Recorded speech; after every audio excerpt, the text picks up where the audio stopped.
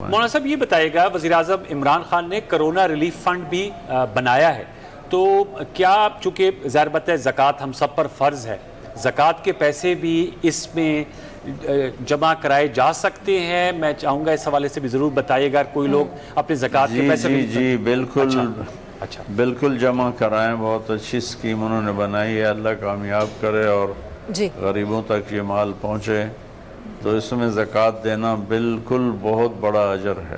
اچھا، اور یہ بھی اکثر کہا جاتا ہے، ظاہر بات ہے آپ کو علم ہے، آپ کا سیاست سے کوئی تعلق نہیں، لیکن ہمارے معاشرے میں اختلاف رائے پائے جاتا ہے، ہر بہت سی چیزوں پر پائے جاتا ہے، تو حاکم وقت جو بات کہے اس کی اطاعت کس قدر لازمی ہے؟ میں آپ سے جاننا چاہوں گا، کیونکہ مختلف آراء لوگ اس معاشرے میں ہیں، مختلف ان کے سیاسی خیالات ہوتے ہیں، مختلف مسلکی خیالات ہوتے ہیں۔ کیا نام ہے آپ کا؟ سید انوار الحسن جی، سید انوار الحسن نام۔ ماشاءاللہ، آپ تو سید ہیں، آپ مجھے مولانا کہیں، صرف مولوی کہیں، تو سادات کی میرے ہاں بہت عزت ہے میرے دل میں۔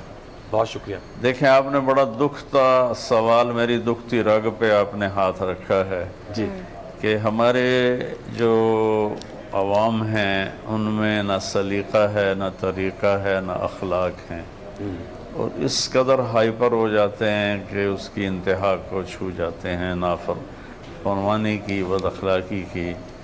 جیسے آپ نے فرمایا، میرا اللہ کے فضل سے سیاست کے ساتھ کوئی تعلق نہیں، میں کسی سیاسی جماعت کا فرد نہیں ہوں، جی بالکل، اور سارے سیاسی لوگ میرے ہیں، میرے بھائی ہیں، میرے پاکستانی بھائی ہیں، میں سب سے ملتا ہوں، کیونکہ میرا کام ہے اللہ کا پیغام پہنچانا۔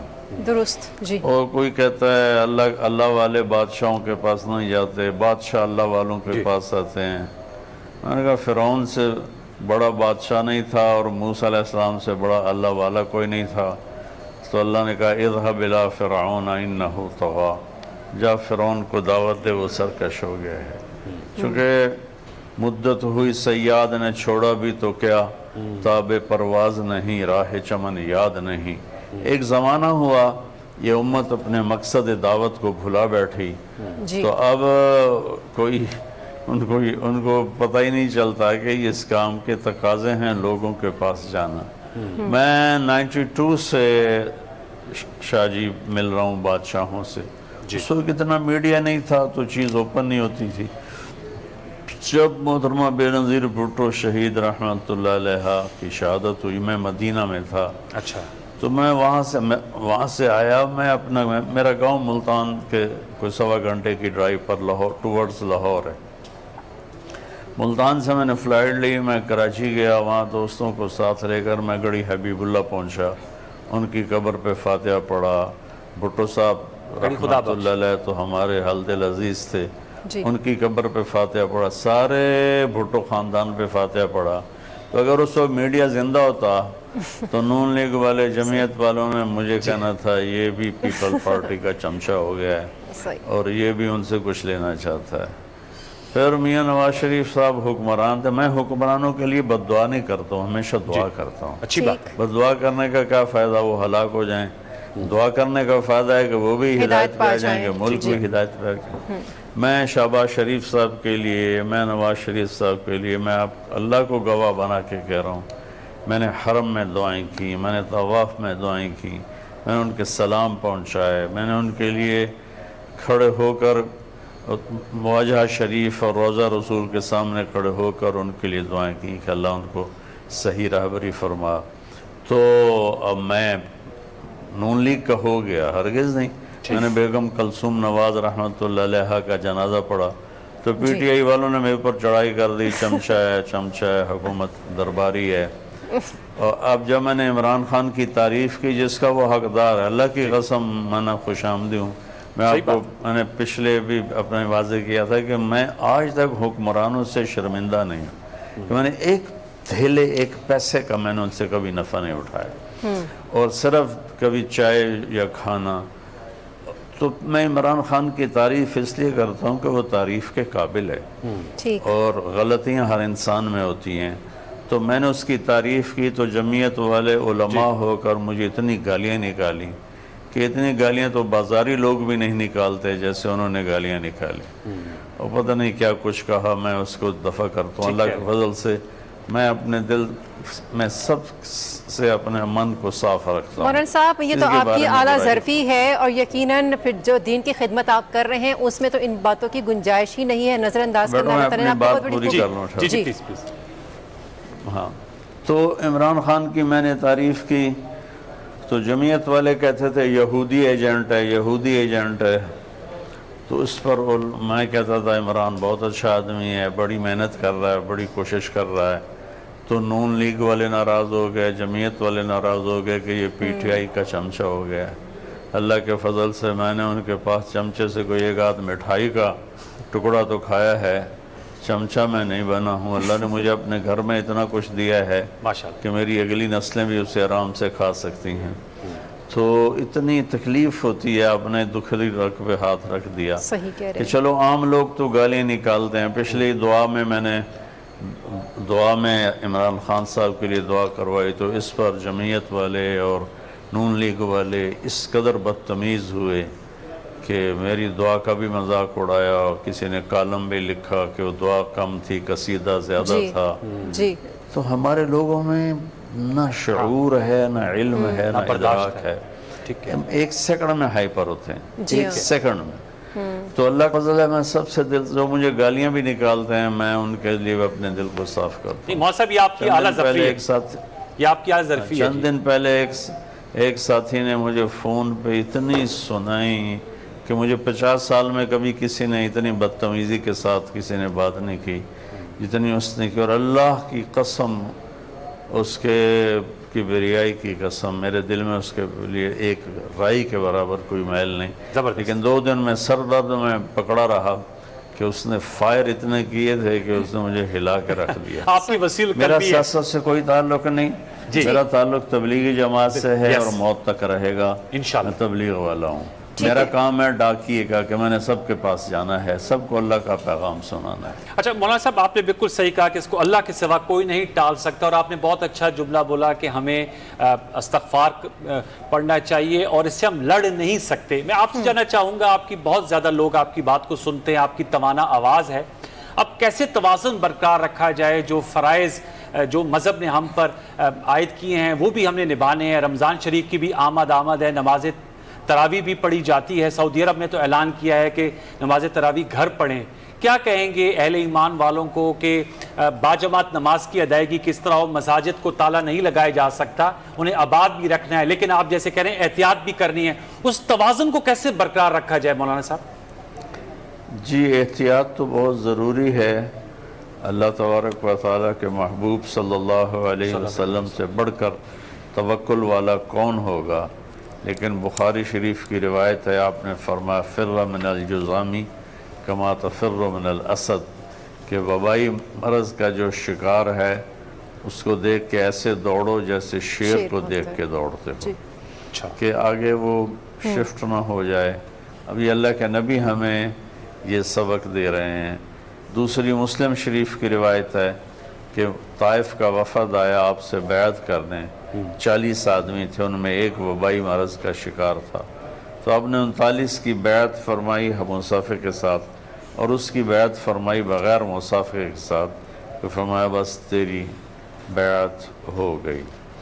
اور حیثمی کی روایت ہے جناب حضرت علی رضی اللہ تعالیٰ عنہ علیہ السلام کی کہ تمہارے اور وبائی مریض کے درمیان قید و رمحن، ایک نیزے کا فاصلہ ہونا چاہیے. اچھا، جو تقریباً 6 فٹ ہوتا ہے، اور آج کل یہی کہہ رہے ہیں ہمارے ڈاکٹر 6 فٹ 6 فٹ 4 فٹ کے فاصلے سے.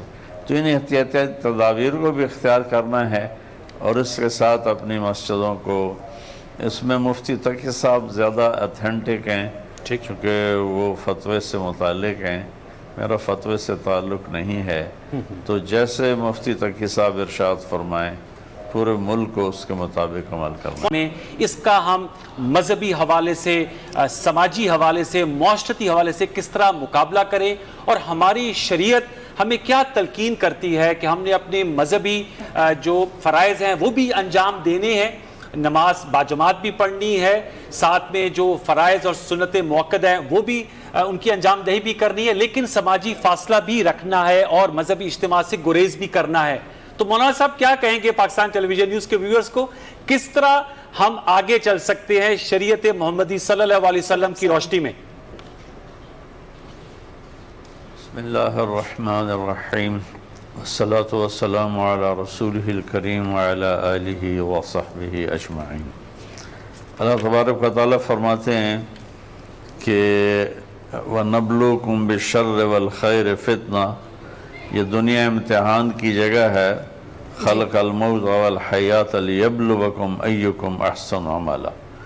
تو خالق کائنات نے اس کو ڈیزائن کیا ہے امتحان کے لیے، نہ کہ رہنے کے لیے، اور نہ ہی یہ آئیڈیل ہوم ہے۔ آپ ایک امتحان گاہ میں ہیں اور اس میں اللہ کی طرف سے ہر قسم کے حالات آئیں گے، اچھے بھی آئیں گے، سخت بھی آئیں گے۔ ان دونوں حال میں کیا کرنا ہے کہ ہمیں اللہ کی طرف الذین ينفقون فی السراء والضراء، جو تنگی اور فراخی میں اللہ کی رضا پر خرچ کرتے ہیں۔ جی تو ایک تو یہ اللہ آسمانی آفت ہے، اس سے ہم لڑ تو نہیں سکتے، اس کے لیے ہم سجدوں میں پڑھ سکتے ہیں اور احتیاط کر سکتے ہیں۔ مہدی خلیفہ تھا ہارون رشید کا والد، اچھا، اس کے زمانے میں قحط آ گیا تو وہ بہت پریشان تھا، رعایا کے لیے کچھ سمجھ میں نہیں آ رہا تھا، ساری ایگریکلچر بارش پر تھی۔ تو رات کو اس کا خادم اسے دبا رہا تھا، جی، کہنے لگا کوئی کہانی سناؤ، دل بہت اداس ہے رعایا کے لیے۔ اس نے کہا بادشاہ سلامت، ایک لومڑی جا رہی تھی سفر پہ، اپنا بیٹا شیر کو دے کر گئی کہ تو بادشاہ ہے۔ شیر نے کمر پہ بٹھا لیا اور اس کو لیے پھرتا رہا۔ ایک دن اچانک عقاب کی نظر پڑی، اس نے جھپٹا مارا اور بچہ اٹھا لیا۔ شیر دیکھتا رہ گیا۔ چند دنوں کے بعد جب لومڑی آئی تو اس نے بادشاہ سے کہا کہ بادشاہ سلامت میرا بیٹا۔ تو شیر نے کہا بی بی وہ تو عقاب لے گیا۔ اچھا، کہا آپ تو بادشاہ ہیں، میں آپ کے ذمہ لگا کر گئی تھی۔ اس نے کہا لومڑی بیوی اگر یہ زمینی آفت ہوتی تو میں اس سے ٹکر لیتا، یہ آسمانی آفت تھی، صحیح، میں اس سے کیا ٹکر لے سکتا تھا۔ اس نے کہا بادشاہ سلامت امیر المومنین، یہ آسمانی آفت ہے، اللہ کے سامنے جھک جاؤ۔ اس نے اسی وقت وہ اٹھا، وضو کیا، مصلی بچھایا اور سجدے میں اتنا رویا کہ اس کا سارا سجدہ آنسوؤں سے تر ہو گیا۔ تو ابھی اس نے مصلی سے اٹھا نہیں تھا کہ اللہ تعالیٰ نے گھنگور گھٹا بھیجی، بادل آئے اور بارش برسی اور سارا علاقہ سرسبز ہو گیا۔ یہ ایک آسمانی آفت ہے، اس سے ہم ظاہری تدابیر اختیار کریں گے، میرے نبی نے فرمایا ہے، لیکن اس کا اصل علاج ہے کہ ہم نے زمین کو گندا کر دیا ہے اپنی نافرمانی سے۔ جی، اللہ اسے صاف کرنا چاہتا ہے، تو ہم اللہ تعالیٰ کا تعاون کریں، ہم ظلم چھوڑیں، ہم جھوٹ چھوڑیں، ہم دھوکہ بازی چھوڑیں، ماں باپ کی نافرمانی چھوڑیں، مولانا صاحب، سود شراب جی، خوف، بالی تنگی، افلاس، خرابی صحت، تجارت میں نقصان، یہ سب وہ چیزیں ہیں جو قرآن پاک میں رب تعالیٰ فرماتا ہے کہ ہم آزمائیں گے تمہیں، لیکن دوسری جانب اللہ یہ کہتا ہے کہ جب ان پر کوئی تکلیف آتی ہے تو وہ شکر ادا کرتے ہیں، شور نہیں مچاتے اور کہتے ہیں انا للہ و انا الیہ راجعون، اور پھر کہتے ہیں کہ ہم اللہ کے ہیں، حالات بھی اللہ کی طرف سے آئے ہیں۔ آپ سمجھتے ہیں کہ آج کل کے دور میں اسی تناظر میں انسان اتنا باشعور ہے کہ وہ اس فہم کو سمجھ سکے، اس بات کو سمجھ سکے، رب کے فرمان کو سمجھ سکے کہ رب کیا فرما رہا ہے؟ بیٹی اصل بات یہ ہے کہ ہم تو قرآن ویسے ہی چھوڑ چکے ہیں، ہماری اکثریت کو قرآن پڑھنا نہیں آتا، پی ایچ ڈی کرنے والوں کو سورۃ فاتحہ نہیں آتی۔ صحیح، تو قرآن نے تو یہ جو آپ نے مینشن کیا ہے یہ بتایا ہے وَلَنَبْلُوَنَّكُمْ بِشَيْءٍ مِّنَ الْخَوْفِ، خوف آئے گا، وَجُوعٍ وَنَقْصٍ مِّنَ الْأَمْوَالِ أَنفُسِ وَالثَّمَرَاتِ، جان مال میں کمی آئے گی، بھوک آئے گی، خوف آئے گا، لیکن ایک تسلی دی بشیء، تھوڑا سا آئے گا۔ پھر فرمایا وَبَشِّرِ الصَّابِرِينَ، صبر والوں کو خوشخبری سناؤ۔ قالوا الذین اذا اصابتهم مصیبت، ان پر جب کوئی مصیبت آتی ہے تو وہ کہتے ہیں انا للہ و انا الیہ راجعون، کہ اللہ کی طرف سے ہے، اللہ کی طرف لوٹ کے جانا ہے۔ بلا شبہ تو 3 آزمائشیں تھیں، تو 3 اللہ تعالیٰ نے خوشخبریاں سنائیں۔ اولئک علیہم صلوات من ربہم، ان کے لیے اللہ کی طرف سے شاباش ہے، ورحمہ، اور ان کے لیے اللہ کی طرف سے رحمت ہے، واولئک هم المہتدون، اور یہی لوگ ہیں جو ہدایت یافتہ ہیں۔ اس وقت ہمیں احتیاطی تدابیر کے ساتھ اللہ کی طرف رجوع کرنا، توبہ کرنا، یہ بہت ضروری ہو چکا ہے، اس کو اللہ کے سوا کوئی نہیں ٹال سکتا۔ صحیح۔ مولانا صاحب، ہم نے مفتی تقی عثمانی صاحب سے بھی گفتگو کی تھی، اور انہوں نے تو یہی کہا ہے کہ آپ لوگ جو حکومت نے جیسے کہا ہے اور طبی ماہرین بھی کہہ رہے ہیں کہ سماجی فاصلہ رکھیں، مذہبی اجتماعات سے، ذکر اذکار کی محافل سے پرہیز کریں ان دنوں میں آپ سے جاننا چاہوں گا کہ مشکل کی یہ گھڑی ہے، اور ظاہر بات ہے بہت سے جو دیہڑی دار طبقہ ہے، جو ہمارا کمزور طبقہ ہے، وہ اس سے متاثر ہو رہا ہے کیونکہ ملک اس وقت لاک ڈاؤن ہے ملک میں۔ کیا کہیں کہ کس طرح بحیثیت مسلمان ہم دوسرے مسلمان کی مدد کر سکتے ہیں اس مشکل کی گھڑی میں؟ کیا جذبہ ایمانی ہونا چاہیے، کیا قوت ایمانی ہونا چاہیے، اور اس کے بہت سے اس کے خوف میں مبتلا بھی نہیں ہونا چاہیے؟ مولانا صاحب دیکھیں، اس مشکل گھڑی میں اللہ تعالیٰ جن اپنے بندوں کو مال دیا ہے اور بہت زیادہ دیا ہے، وہ اس مشکل گھڑی میں غریبوں کی مدد کریں، ان کے گھر راشن پہنچائیں، ان کی ضروریات کا خیال کریں، چونکہ گیدرنگ سے تو یہ چیز پھیلتی ہے۔ تو اب کرنا ہے لاک ڈاؤن یا لاک ڈاؤن بند کرنا ہے، یہ تو حکومت کا فیصلہ ہے جیسے وہ کہیں، لیکن ہمارے مالداروں کے لیے ہے کہ جب تک یہ صورتحال ہے کہ غریب لوگ کام، جو دیہڑی دار تھے ان کا کام رک گیا ہے، تو مالدار لوگ اپنے دسترخوان بچھائیں اور روشن پہنچائیں، کھانا کھلائیں۔ جیسے ملک ریاض صاحب پہلے سے 2 لاکھ آدمیوں کو روزانہ کھانا کھلاتے ہیں، ماشاءاللہ، اللہ ان کا بھلا کرے۔ ایسے بڑے سخی لوگ ہیں، ان سے زیادہ مالدار ہیں، وہ لوگوں کو راشن دیں اور ان کو پہنچائیں۔ تو اس وقت کی ضرورت یہ ہے کہ ہم یہ کام کریں، کہ یہ اللہ تعالیٰ کو بہت ہی زیادہ پسند ہے۔ اچھا مولانا صاحب، فلق تحمل، ایک روایت ہے کہ حضرت ابو ہریرہ رضی اللہ تعالیٰ عنہ کے پیٹ میں درد تھا، تو نبی پاک صلی اللہ علیہ وسلم نے دریافت کیا کہ ابو ہریرہ کیا ہوا؟ انہوں نے کہا کہ میرے پیٹ میں درد ہے، تو نبی پاک صلی اللہ علیہ وسلم نے فرمایا کہ ابو ہریرہ اٹھو، نماز پڑھو، نماز میں صحت ہے۔ اپنے بچاؤ کے لیے ہم کیا نوافل ادا کر سکتے ہیں؟ اپنے آپ کو اگر خدا کے سپرد کر دیں، بغض، عداوت یا اس طرح کی حسد، گالی، نفرت، غیبت، اگر اپنے دل کو بھی ان تمام چیزوں سے پاک کر دے، تو آپ سمجھتے ہیں کہ اندر کے اور جو باہر کے اعمال ہیں وہ جب مل جاتے ہیں، صاف ستھرے ہو جاتے ہیں، تو ہم خدا کے حصار میں آ جاتے ہیں؟ بالکل آپ نے صحیح فرمایا۔ ابو ہریرہ رضی اللہ تعالیٰ عنہ پیٹ کے بل مسجد میں پڑے تھے، تو آپ نے یہاں فارسی میں کہا، ابو ہریرہ درد در شکم، تیرے پیٹ میں درد ہے؟ کہا جی یا رسول اللہ۔ فرمایا قم فصلی فإن فی الصلاۃ شفاء، اٹھو نماز پڑھو، اللہ تعالیٰ نے نماز میں شفا رکھی ہے۔ جی، تو ایک تو ظاہری اعمال ہیں، نماز پڑھنا، نفل پڑھنا، توبہ، استغفار، اور ایک جو آپ نے اشارہ کیا ہے، ماشاءاللہ ماشاءاللہ بہت ہی خوبصورت کیا ہے، اس کی طرف عام طور پہ توجہ نہیں کہ ہم غیبت سے بچیں، بغض سے بچیں، نفرت سے بچیں، کینہ سے بچیں، مذہبی نفرت سے بچیں، سیاسی نفرت سے بچیں، قومی نفرت سے بچیں، اپنے دل کو مضبوط کریں۔ تو یہ دل کی مضبوطی کا عمل ہے، اپنے دل کو صاف رکھنا۔ یہ اللہ کے فضل و کرم سے اندر باہر سے حفاظت کا اللہ تعالیٰ کا نظام چلے گا اس کے لیے۔ مولانا صاحب، آپ کا درس میں اکثر سنتا ہوں، اور آپ اکثر اپنی گفتگو میں کہتے ہیں کہ مسلمانوں تول میں فرق نہ رکھو، جتنا کہتے ہو اتنا ہی تولو، ذخیرہ اندوزی نہ کرو، منافع خوری نہ کرو۔ ان دنوں میں بھی ہم دیکھ رہے ہیں بدقسمتی سے کہ جو ایسی حرکات ابھی بھی جاری ہیں۔ آپ نے کہا کہ اللہ کا یہ عذاب ہے اور ہے بھی، اور اللہ سے رجوع کریں۔ تو ایسے لوگوں کو کیا پیغام دیں گے، کیا نصیحت کریں گے؟ میں چاہوں گا پاکستان ٹیلی ویژن کے پلیٹ فارم سے ان کے لیے کچھ کہیں گے کہ انہیں خوف خدا ان کو دیکھنا چاہیے کہ جو ناپ تول میں کمی نہ کریں، اور جو نرخ ہے اس کے مطابق ہی چیز کو بیچیں۔ آسمان سے باتیں کر رہی ہیں مختلف اشیاء ضروریات کی قیمتیں۔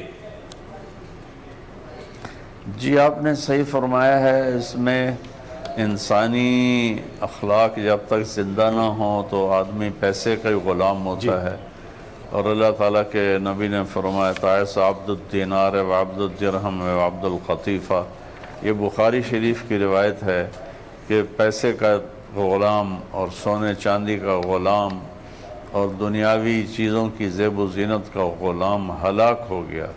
اتنے محبوب اور محبت کرنے والے ہو کر آپ نے یہ فرمایا۔ جی تو ذخیرہ اندوزی تو کسی وقت بھی حلال نہیں، حرام ہے، جی اور اس موقع پر تو ہمیں دروازے کھول دینے چاہیے۔ جاپان میں زلزلہ آیا تھا تو دکانداروں نے چیزیں مفت رکھ دی تھیں جی کہ جو لے جانا چاہتا لے جائے۔ تو ہم تو مسلمان ہیں، ہمیں اس موقع پر لوگوں کی خدمت کرنی چاہیے، الٹا قیمتیں بڑھانا، ذخیرہ کرنا، یہ تو جہنم کے انگارے خریدنے والی بات۔ اچھا مولانا صاحب، آسمانی آفت ہے، بیماری رب کی طرف سے آتی ہے، اور جب تک اللہ تعالیٰ نہ چاہیں تو کوئی بیماری لگ نہیں سکتی، اور اسلام کے اندر چھوت کا کوئی کانسیپٹ ہی بھی نہیں ہے۔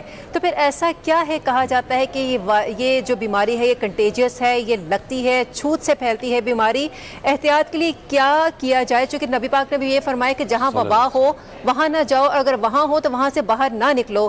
تو پھر لاک ڈاؤن کے باوجود بھی ریاست کا حکم ہے کہ لاک ڈاؤن ہے، گھروں میں محدود رہیں۔ شریعت کہتی ہے وہ ماننا پڑتا ہے، ریاست اگر کہہ رہی ہے تو ماننا پڑتا ہے۔ جب عوام ریاست کے منافی اقدام کرتے ہیں تو ان کے لیے شریعت کیا کہہ رہی ہے، ان کے لیے کیا حکم ہے؟ ان کو یہی کہہ رہی ہے جو اللہ تعالیٰ کے نبی نے فرمایا ہے کہ اگر کسی علاقے میں وبا پھیل جائے تو وہاں مت جاؤ، جی وہاں موجود ہو تو وہاں سے مت نکلو۔ لا عدوہ فی الاسلام، اسلام میں کوئی چھوت چھات نہیں۔ یہ یقین اللہ پہ بنایا کہ اللہ کی طرف سے فیصلہ ہوتا ہے، ویسے نہیں ہوتا ہے۔ لیکن اسباب کے درجے میں نے آپ کو ایک بخاری کی روایت سنائی، ایک مسلم کی روایت سنائی، ایک ہیثمی کی روایت سنائی کہ آپ نے پوری احتیاط فرمائی۔ تو اس میں احتیاط کا پہلو بھی ضرور مد نظر رکھنا ہے، اور یقین اللہ پہ رکھنا ہے کہ فیصلہ اللہ کی طرف سے۔ اچھا مولانا صاحب، پہلے بھی میں سوال کیا تھا کہ باجماعت نماز کی ادائیگی، اب نماز جمعہ ہوتی ہے لیکن چونکہ حکومت نے کہا ہے اور ویسے بھی سب کہہ رہے ہیں کہ جی آپ سماجی فاصلہ رکھیں اور اس بہت محدود انداز میں نماز جمعہ کی ادائیگی ہو، کچھ لوگوں کے ذہنوں میں ابہام پایا جاتا ہے، شش و پنج کا شکار ہیں کہ کیا کریں، اب کس طرح نماز جمعہ کی ادائیگی ہو، اب رمضان شریف آنے والا ہے، تراویح۔ تو اس حوالے سے آپ کہیں گے، آپ بتائیں گے کہ کیا طرز عمل اختیار کرنا چاہیے، کچھ اس پہ روشنی ڈالیں گے؟ اس میں جو مفتی تقی صاحب نے ارشاد فرمایا ہے بس وہی بات صحیح ہے کہ صاحب فتویٰ حیثیت رکھنے والی وہ شخصیت ہیں۔ ایک حدیث سناتا ہوں جی جی بالکل، جس سے ہمیں اس کی تائید ملتی ہے۔ ٹھیک۔ اذان حضرت بلال نے دی تو بارش شروع ہو گئی تیز۔ اچھا، تو آپ نے بلال سے کہا اعلان کرو الا صلو فی رحالکم، بالکل، کہ سارے لوگ اپنے اپنے گھروں میں نماز پڑھو، مسجد میں مت آؤ۔ اچھا، تو بارش میں مسجد میں آنے کا صرف اتنا ہی خطرہ تھا، کپڑے گیلے ہو جائیں گے، کچی گلیاں تھیں تو کیچڑ لگ جائے گا، لیکن کسی بیماری کے لگنے کا خطرہ تو نہیں تھا۔ تو یہاں اس سے زیادہ یہ ضرورت موجود ہے کہ آپ نے امت کو تکلیف سے بچانے کے لیے فرمایا صلو فی رحالکم، اپنے گھروں میں نماز پڑھو۔ تو اگر ایک بڑی بیماری اس سے پھیلتی ہے تو احتیاط کرنی چاہیے۔ ٹھیک۔ اچھا مولانا صاحب، نبی پاک صلی اللہ علیہ وآلہ وسلم کی سنت سے کیسے علاج ہو سکتا ہے جو کہ صدقہ و خیرات و بلیات کو ٹالتا ہے؟ اور ایک حدیث یہ بھی سننے میں آتی ہے کہ اپنے مریضوں کا علاج کرو صدقے کے ساتھ۔ یہ صدقہ بہت اقسام کا ہوتا ہے، کس شکل میں بات کی گئی ہے خاص طور پر؟ یہ اللہ کے نبی نے فرمایا کہ داووا مرضاکم بالصدقہ وحسنوا اموالکم بالزکاة اور واستقبلوا امواج البلاء بالدعاء۔ آپ نے فرمایا کہ اپنے مریضوں کا علاج کرو صدقہ کے ساتھ۔ اور صدقہ ہمارے ہاں صرف بکرا سمجھا جاتا ہے کہ کالا بکرا ذبح کرنا۔ ہاں بالکل ایسے ہی۔ صدقہ تو کسی کی ضرورت کو پورا کرنا ہے، زکوٰۃ کے علاوہ نفلی طور پر۔ جس کو روٹی کی ضرورت ہے اسے آٹا دیا جائے، جسے کوئی دودھ کی ضرورت ہے اسے دودھ دیا جائے، یہ ہے صدقہ۔ تو آپ نے فرمایا کہ اپنے مریضوں کا علاج کرو صدقہ کے ساتھ، اور اپنے مال کی حفاظت کرو زکوٰۃ دینے کے ساتھ۔ جی بالکل۔ اور جب کوئی مصیبت آئے تو اس کا علاج کرو دعا کے ساتھ۔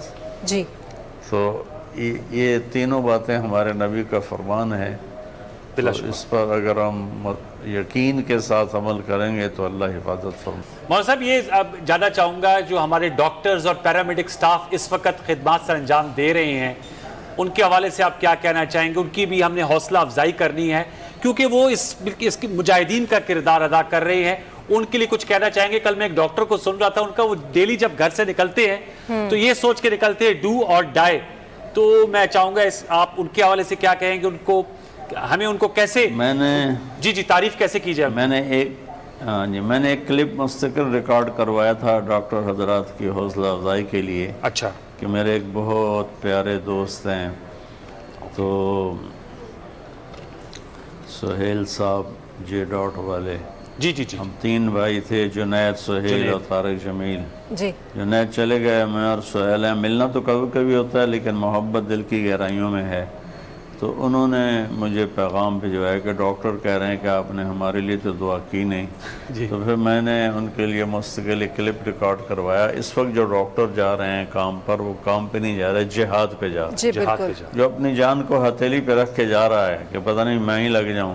میرے دوست ہیں کارڈیالوجسٹ ہیں لنڈن میں، انہوں نے بتایا کہ ہم 3 ڈاکٹر اور 2 نرسیں تھیں، ہم نے ایک کورونا والے مریض کا ہارٹ آپریشن کیا، ہمیں پتہ نہیں تھا، ہم 5 کو کورونا ہو گیا، اور بڑی مشکل سے انہوں نے سروائیو کیا۔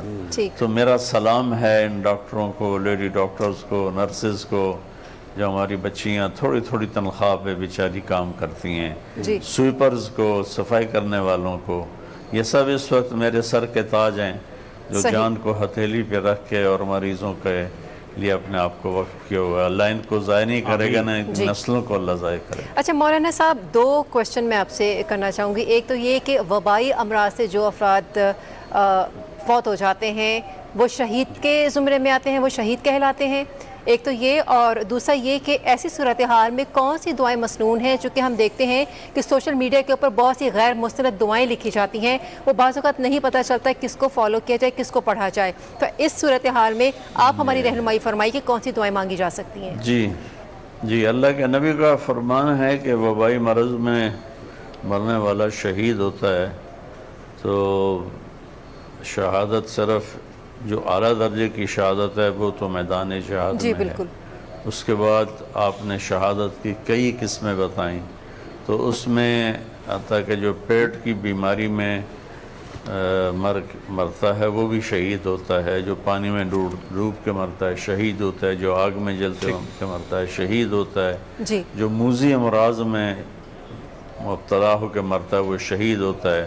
اس وبا میں مرنے والے سب انشاءاللہ شہید ہیں، اور ان کے درجات انشاءاللہ بہت بلند ہیں، اور اللہ تعالیٰ باقی ہمیں لا الہ الا انت سبحانک انی کنت من الظالمین، یہ قرآن کی آیت ہے، اور یہ خاص طور پر ہے جب یونس علیہ السلام کو مچھلی نے نگل لیا تو فنادى في الظلمات لا الہ الا انت سبحانک انی کنت من الظالمین، تو انہوں نے اللہ نے کہا کہ مچھلی نے جب نگلا تو اس نے یہ دعا مانگی۔ تو ایک روایت میں آتا ہے، تفسیری روایت ہے، اللہ تعالیٰ نے ان کے لیے مچھلی کو ٹرانسپیرنٹ کر دیا، اور وہ باہر کی ساری دنیا، سمندر کی دنیا کا نظارہ کرتے تھے، اور پھر 3 دن کے بعد مچھلی نے ان کو نگلا، یا چند دن اور زیادہ، مختلف باتیں ہیں۔ تو اللہ تعالیٰ نے کہا لولا انہ کان من المسبحین للبث فی بطنہ الی یوم یبعثون، اگر میرا یونس یہ دعا مجھ سے نہ مانگتا تو قیامت تک مچھلی کے پیٹ میں ہی رہتا۔ تو اس وقت یہ کوئی وظیفہ بتا رہا ہے، کوئی وظیفہ بتا رہا ہے۔ اس وقت 3 وظیفے ہیں، ایک نماز نوافل کا اہتمام کرنا، اور ایک یہ لا الہ الا انت سبحانک انی کنت من الظالمین کا اہتمام کرنا، اور ایک صدقہ کرنا، اور ایک جو آپ نے بات بتائی تھی اپنے دل کو سب سے صاف کرنا. اچھا مولانا صاحب یہ ضرور بتائیے گا کہ بہت اچھے آپ نے بتائیں، دعائیں بھی اچھی بتائیں، وقت بالکل ختم ہوا جاتا ہے. یہ میں جاننا چاہوں گا کہ ہمارے ہاں بہت سے لوگ رمضان شریف میں اور ویسے بھی سال بھر عمرے پہ جاتے ہیں. اب عمرہ بند ہے اور حج کے حوالے سے بھی مختلف اطلاعات آ رہی ہیں. ابھی مصدقہ اس پہ فیصلہ نہیں آیا، حتمی طور پہ فیصلہ سعودی حکومت کرے گی. تو بہت سے لوگوں نے اس حوالے سے اب پیسے بھی جمع کیے ہوئے ہیں. ان کے لیے کیا حکم ہے اگر وہ پیسے جس پہ انہوں نے عمرہ کرنا تھا اگر ریلیف فنڈ میں دے دیں یا صدقہ خیرات یا زکوٰۃ میں دے دیں، کیا کہیں گے اس حوالے سے؟ جی ان کو اختیار ہے، واپس لے لیں، ریلیف فنڈ میں دے دیں. انہوں نے تو اپنی طرف سے دے دیے، اچھا تو میرے خیال میں اس ریلیف فنڈ میں دے دیں تو زیادہ بہتر ہے. حج کا تو میں نے سنا تھا سعودی گورنمنٹ کے طرف سے سوشل میڈیا پہ اعلان کہ اس دفعہ حج کی تیاری نہ کی جائے. بالکل جو باہر کے لوگ ہیں وہ حج کی تیاری نہ کریں، تو اس سے پتہ چلتا ہے کہ حج نہیں ہوگا اور رمضان کا عمرہ بھی نہیں ہوگا.